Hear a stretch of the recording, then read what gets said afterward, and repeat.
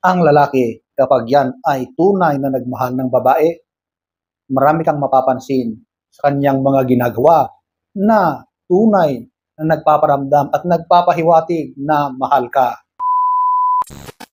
Hello guys! So, ang topic natin for today, mga gestures ng lalaki kapag tunay kang minamahal. Ano ba ang gestures na yan? Yan yung mga ginagawa. Yan yung galawan ng lalaki kapag nagmahal. So, kung interesado kang malaman ang mga ito, panoorin ang video na ito. So, without further ado,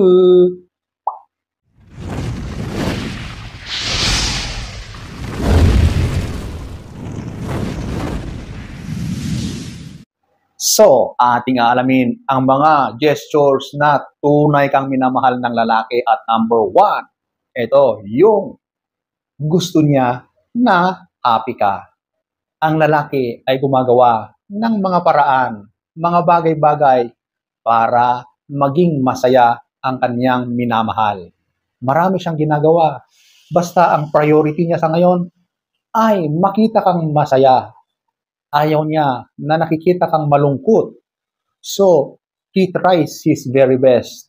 He does everything para lang sa kasiyahan ng kanyang minamahal. Ganyan ang mga gestures, mga ginagawa ng lalaki kapag tunay na nagmahal ng isang babae.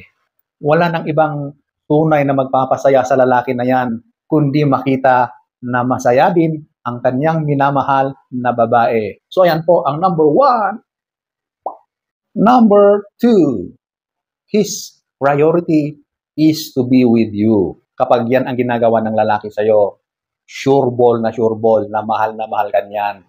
Kasi lahat ay ginagawa niya para makasama ka. Yung oras niya ay inilalaan niya lang para sa iyo. So, it means na talagang ikaw yung priority niya above anything else, di ba? So, he prioritizes to be with you. Kaya huwag kayong maniwala sa mga lalaki na maraming dahilan. Kasi ang lalaki kapag nagmahal, wala yang dahilan. Lahat ay gagawin basta makasama ka lang. O, di ba?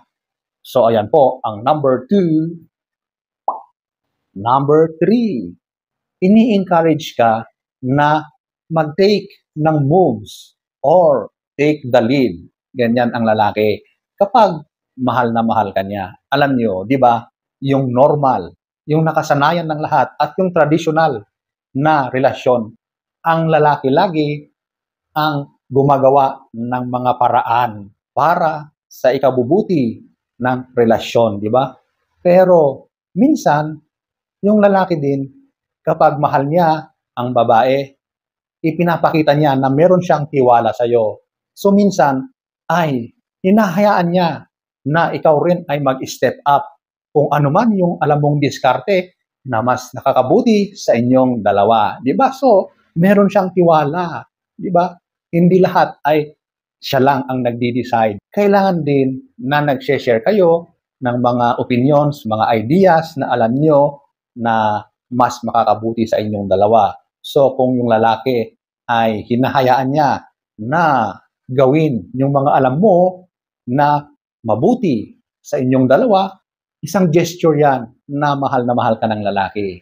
May tiwala siya sa iyo kasi mahal ka niya. Alam niya na yung ginagawa mo ay mas makabubuti para sa inyong dalawa. Diba? So, yan po ang number 3. Number 4. He loves the way you are. Wow, ang sweet naman. Walang perfect na relasyon. May mga weaknesses ka. Meron kang mga imperfections. Meron kang mga kahinaan. Pero despite lahat ng mga yan, ay mahal na mahal ka pa rin ng lalaki. Di ba? So, hindi big deal sa kanya kung ano man yung mga kahinaan mo, kung ano yung nangyari sa'yo in the past, wala sa kanya yun. Basta, ang sa kanya ay kung ano ang meron ngayon. Yung present na ikaw, yung pagmamahal niya sa'yo ay hindi nagbabago. So, kapag nakikita mo sa karelasyon mo or sa boyfriend mo na hindi big deal sa kanya yung mga shortcomings mo, magandang gesture yan na tunay kang mahal ng lalaki. Number 4, nirerespeto niya yung mga boundaries na sineset mo. Sa isang relasyon, dapat meron tayong mga boundaries talaga sa part ng lalaki at sa part din ng babae. Yan yung parang nagga-guide sa inyong dalawa. Yan yung mga sinusunod yung mga panuntunan para mas maging payapa, mas maging maayos ang pagsasama nyo.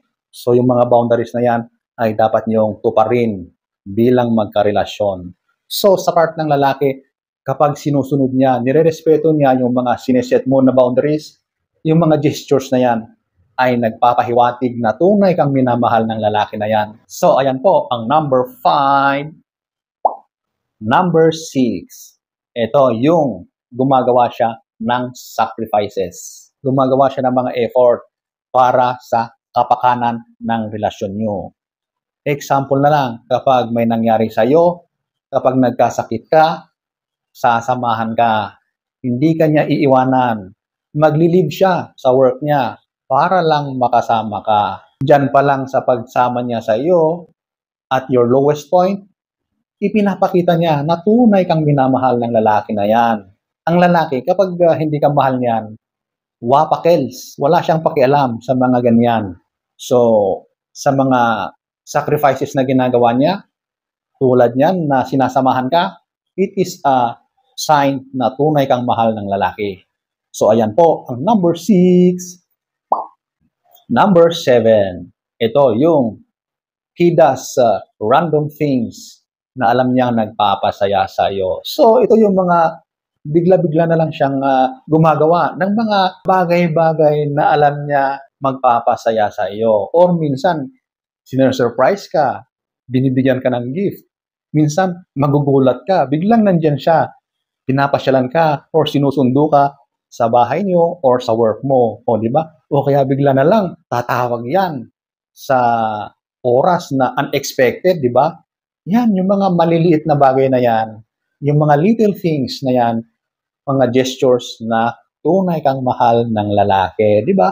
Minsan, yung mga maliliit na bagay na yan, yan pa yung tumatatak sa isipan at sa puso natin, di ba? Minsan, naiisip mo o kaya naaalala mo, tapos napapangiti ka na lang, di ba? Yung mga maliliit, yung mga akala natin na mga corny, akala natin na mga wala lang. Pero pag biglang naisip mo, bigla mong naalala, ang sweet pala yung mga ganong mga gestures, di ba? So, ayan po, ang number 7. 2,000 years later. So, ayan po, ang mga gestures na ginagawa ng lalaki para ipakita na tunay kang minamahal ng lalaki na yan. So, sana ay nagustuhan nyo ang ating topic for today. Next story time, don't forget to subscribe.